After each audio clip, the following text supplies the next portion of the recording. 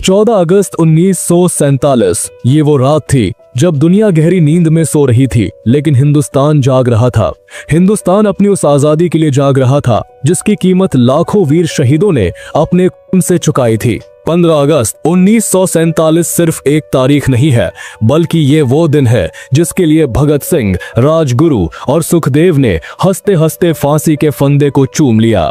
नेताजी सुभाष चंद्र बोस ने आजाद हिंद फौज खड़ी की और महात्मा गांधी ने अहिंसा का रास्ता अपनाया। दोस्तों, आज हम आपको उस ऐतिहासिक पल से रूबरू करवाने जा रहे हैं जब भारत ने 200 साल की गुलामी के बाद आजादी का जश्न मनाया था।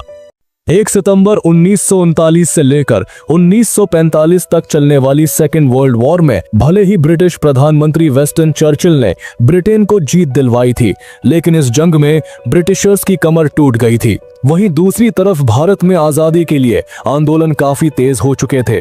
नेताजी सुभाष चंद्र बोस की देश के बाहर देश के लिए बनाई गई आजाद हिंद फौज अब जंग के लिए तैयार थी। इधर भारत में महात्मा गांधी के नेतृत्व में देश भर में स्वतंत्रता आंदोलन अपने चरम पर था, जिसे देखकर अंग्रेज ये समझ चुके थे कि अगर अब भी हमने भारत को आजाद नहीं किया तो यहाँ के लोग हमें बेइज्जत करके भारत से बाहर खदेड़ देंगे।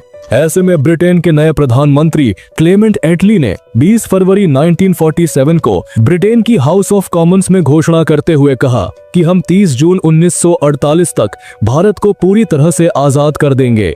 लेकिन वक्त गुजरने के साथ साथ हालात बिगड़ते चले गए और भारत को आजाद करने की तारीख करीब आती चली गई। दरअसल आजादी की जिम्मेदारी भारत के जिस आखिरी वायसराय लॉर्ड लुई माउंटबेटन को दी गई थी। शुरुआत में उनका इरादा था कि इस काम में उन्हें लगभग 1 साल का समय लगेगा, लेकिन देश की स्थिति दिन ब दिन बिगड़ती जा रही थी। आजादी की लड़ाई तेज होती गई। वहीं दूसरी तरफ अंग्रेजों की फूट डालो और राज करो की नीति ने इस लड़ाई में आग में घी डालने का काम किया। जगह जगह दंगे भड़कने लगे और हालात अंग्रेजों के काबू से बाहर होते चले गए। उन्हीं दिनों ब्रिटिश इंडिया के आखिरी गवर्नर जनरल सी राजगोपालाचारी ने माउंटबेटन को समझाते हुए कहा कि अगर आपने भारत को आजाद करने के लिए 30 जून 1948 तक इंतजार किया तो उस वक्त तक यहाँ की सत्ता आपके हाथ से निकल चुकी होगी। ये बात माउंटबेटन के दिमाग में बैठ गई। उन्होंने जल्द से जल्द भारत को आजाद करने का निर्णय लिया और फिर 3 जून 1947 को इस प्रेस कॉन्फ्रेंस में ऐलान कर दिया गया था कि 15 अगस्त 1947 के दिन भारत को आजादी दी जाएगी, लेकिन साथ ही बंटवारा भी होगा। भारत और पाकिस्तान के नाम के 2 देश बनाए जाएंगे जिनके संविधान भी अलग अलग होंगे। इस खबर से ब्रिटेन में तो गम का माहौल था, क्योंकि सोने के अंडे देने वाली ये चिड़िया 200 साल के बाद अब उनकी कैद से आजाद होने वाली थी। लेकिन भारत में हर तरफ खुशियों का माहौल था, क्योंकि जिस आजादी के लिए लाखों फ्रीडम फाइटर्स ने अपनी जान दी थी, अब जल्द ही सभी देशवासी उस आजादी की खुली हवा में सांस लेने वाले थे। लेकिन दोस्तों, क्या आप जानते हैं जब आजादी के लिए 15 अगस्त के दिन को चुना गया था तो फिर ऐसा क्या हुआ कि अचानक आजादी का समारोह 14 अगस्त की दरमियानी रात को ही शुरू कर दिया गया था। असल में इसके पीछे भी एक बहुत बड़ा और खास कारण था। दरअसल भारत के वरिष्ठ ज्योतिषियों के मुताबिक 15 अगस्त का दिन शुभ नहीं था। उन्होंने कहा कि ग्रह नक्षत्र की स्थितियों के लिहाज से 15 अगस्त को इतना महत्वपूर्ण काम नहीं किया जा सकता और सौभाग्य से 14 अगस्त के दिन सितारों की स्थिति 15 अगस्त की तुलना में ज्यादा बेहतर थी। इसलिए फैसला लिया गया कि अगर 14 अगस्त 1947 को ठीक आधी रात भारत को आजाद कर दिया जाए तो ये हर तरह से बेहतर साबित होगा। वायसराय लॉर्ड माउंटबेटन ने यह प्रस्ताव स्वीकार कर लिया था और 14 अगस्त की रात 11 बजे संसद भवन के सेंट्रल हॉल में स्वतंत्रता दिवस समारोह आयोजित किया गया, जिसे बड़ी धूमधाम से देशभक्ति की भावनाओं के साथ मनाया गया, जिसकी शुरुआत सुचिता कृपलानी ने की, जो 60 के दशक में उत्तर प्रदेश की पहली महिला मुख्यमंत्री बनी। पहले अल्लामा इकबाल का वो गीत सारे जहां से अच्छा हिंदोसिता हमारा और फिर बंकिम चटर्जी द्वारा लिखा गया वंदे मातरम गाया गया, जो आगे चलकर भारत का राष्ट्रगीत बना। इसके बाद ठीक 11:55 पर आजाद भारत के पहले प्रधानमंत्री जवाहरलाल नेहरू ने अपना प्रसिद्ध भाषण दिया था और जैसे ही घड़ी में रात के 12 बजे तो संसद में एक साथ कई शंख बजने लगे। वहां पर मौजूद लोगों में कोई खुशी से झूम रहा था तो किसी की आंखों में आंसू थे। महात्मा गांधी और सुभाष चंद्र बोस की जय के नारों से सेंट्रल हॉल गूंज उठा। इसके बाद आजादी की जंग में अपनी जान कुर्बान करने वाले बहादुर शहीदों की याद में 2 मिनट का मौन भी रखा गया। उस वक्त मूसलाधार बारिश और तेज हवाएं चल रही थी, लेकिन उस बारिश और तेज हवा में भी हजारों भारतीय उस लम्हे का इंतजार कर रहे थे। और जैसे ही नेहरू संसद भवन से बाहर निकले तो हर कोई उन्हें घेर लेना चाहता था। वरिष्ठ पत्रकार खुशवंत सिंह बताते हैं कि हम सब रो रहे थे। वहां पर मौजूद सभी लोग भावनाओं में बह गए थे। आसपास खड़े अनजान लोग भी एक दूसरे को खुशी से गले लगा रहे थे। कुछ समय बाद जवाहरलाल नेहरू और राजेंद्र प्रसाद माउंटबेटन को औपचारिक रूप से भारत के पहले गवर्नर जनरल बनाने का न्योता देने पहुंचे। माउंटबेटन ने उनका न्योता तहे दिल से स्वीकार किया था। इसके बाद पंडित नेहरू ने उन्हें एक लिफाफा देते हुए कहा कि इसमें उन मंत्रियों के नाम हैं जिन्हें कल शपथ दिलाई जाएगी। पंडित नेहरू के जाने के बाद जब माउंटबेटन ने वो लिफाफा खोला तो उनकी हंसी छूट गई। असल में वो लिफाफा खाली था। दरअसल पंडित जवाहरलाल नेहरू आजादी के दिन इतने खुश थे कि वो उस लिफाफे में मंत्रियों के नाम वाला कागज रखना ही भूल गए थे। उस रात दिल्ली की सड़कों पर लोग खुशी से चिल्ला रहे थे। हिंदू, मुसलमान और सिख सभी आजादी का जश्न मना रहे थे।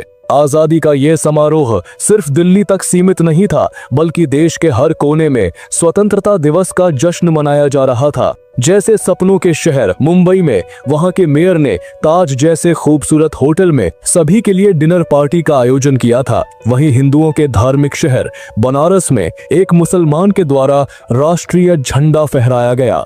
इधर दिल्ली में आजादी का जश्न मनाकर कुछ लोग तो अपने घर चले गए, लेकिन कुछ लोग वहीं संसद भवन के पास और कुछ फुटपाथ पर ही सो गए थे। 15 अगस्त की सुबह 8:30 बजे माउंटबेटन ने जवाहरलाल नेहरू को स्वतंत्र भारत के प्रथम प्रधानमंत्री के रूप में शपथ दिलाई थी।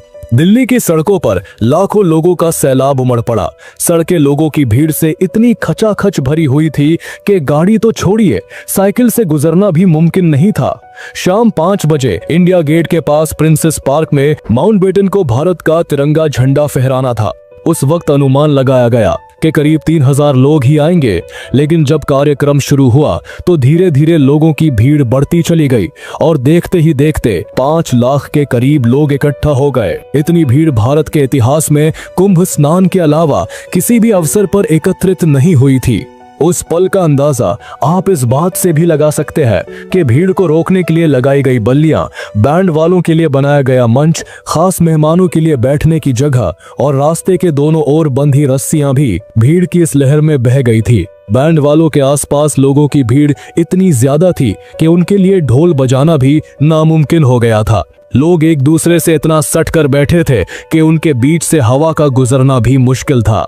इंग्लिश राइटर डोमिनिक लैपियर और लैरी कॉलिंस ने अपनी किताब फ्रीडम एट मिडनाइट में लिखा था कि उस भीड़ में हजारों ऐसी औरतें भी थी जो अपने दूध पीते बच्चों को सीने से लगाए हुई थी। उस वक्त प्रिंसेस पार्क में भारत के तिरंगे को लहराता हुआ देखने का सौभाग्य जिस भी भारतीयों को प्राप्त हुआ, उनका जीवन धन्य हो गया, क्योंकि 200 सालों की कड़ी तपस्या और संघर्ष के बाद जब आजादी का तिरंगा फहराया गया, तब अचानक तेज हवाएं चलने लगी थी और तिरंगे के ठीक पीछे एक इंद्रधनुष उभर आया था, मानो जैसे प्रकृति भी भारत की आजादी का जश्न मना रही हो। उस वक्त पूरे देश में जगह जगह जुलूस निकाले जा रहे थे। लोग खुशी से एक दूसरे को गले लगा रहे थे और आजादी का जश्न मना रहे थे। हालांकि देश के कई हिस्सों में कुछ लोग बंटवारे के दर्द को भी सह रहे थे। उनके लिए 14 अगस्त की रात जश्न की रात नहीं, बल्कि दुख, दर्द और पीड़ा भरी रात थी। यही कारण था कि 15 अगस्त के दिन राष्ट्रपिता महात्मा गांधी, जिनकी भारत की आजादी में अहम भूमिका थी, लेकिन उस वक्त कई इलाकों में दंगे होने के कारण गांधी जी आजादी के जश्न में शामिल नहीं हुए थे। उस वक्त गांधी जी ना तो संसद में दिखे थे, ना राष्ट्रपति भवन में, ना इंडिया गेट पर और ना ही लाल किले पर। 14 अगस्त की रात प्रधानमंत्री जवाहरलाल नेहरू ने जो भाषण दिया था, गांधी जी ने वो भाषण भी नहीं सुना था। उस वक्त गांधी जी कोलकाता के बेलिया घाट में लगभग खंडहर हो चुकी हैदरी मंजिल नाम की हवेली में थे। देश के बंटवारे से शुरू हुई सांप्रदायिक हिंसा को शांत करवाने के लिए बापूजी 13 अगस्त को कोलकाता पहुंचे थे। वे लोगों को रोकने की कोशिश कर रहे थे और कोलकाता की गलियों में भटक रहे थे। 15 अगस्त को गांधी जी सुबह 2 बजे उठे। उन्होंने दंगे रोकने और शांति स्थापित करने के लिए उपवास रखा। इसके बाद उन्होंने गीता पाठ करवाया और फिर दोपहर के वक्त बेलिया घाट में एक प्रार्थना सभा में पहुंचे, जहां समाज के हर तबके के लोग मौजूद थे। दोस्तों, आजादी के दिन भी महात्मा गांधी ने खाने का एक निवाला तक नहीं खाया था और वो आजादी के जश्न से भी दूर थे। 15 अगस्त 1947 भारत के इतिहास का वो ऐतिहासिक दिन था जब हमारे देश को आजादी मिली।